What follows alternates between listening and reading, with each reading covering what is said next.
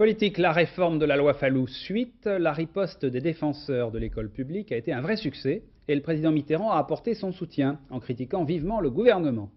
Il y a longtemps que gauche et droite ne s'étaient pas opposés ainsi. Quelques réactions encore. À gauche, Michel Rocard dénonce le coup bas du gouvernement et Roland Dumas parle, lui, d'une politique qui rappelle l'esprit de Vichy. À droite, Alain Juppé dénonce un combat d'arrière-garde et au RPR, on juge étonnant que le président de la République s'étonne. Reste tout de même une question. L'abrogation de la loi Fallou a été votée par le Parlement. Le chef de l'État a-t-il les moyens de s'y opposer? Nathalie Saint-Cric. On a bafoué les droits du Parlement, s'indigne hier François Mitterrand, qui se dit surpris, offusqué et choqué par la précipitation du gouvernement Balladur. Le PS est dans la rue, manifeste sa colère. Mais que peut faire l'opposition? Quelles sont les armes dont dispose le chef de l'État pour faire entendre sa voix? Saisir le Conseil constitutionnel, cela vient d'être fait par les sénateurs socialistes. Comme pour n'importe quelle loi, le Conseil vérifiera la conformité du texte et de son mode d'adoption à la Constitution.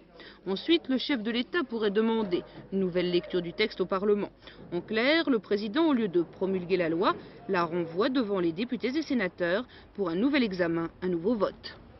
La nouvelle délibération est une procédure tout à fait exceptionnelle puisque sous la Ve République, elle n'a été utilisée que 2 fois et pas du tout dans les circonstances actuelles, pas dans les mêmes circonstances. Alors le président de la République a effectivement ce droit en vertu de la Constitution, mais il doit l'exercer avec le contreseing du Premier ministre, c'est-à-dire avec l'accord du Premier ministre.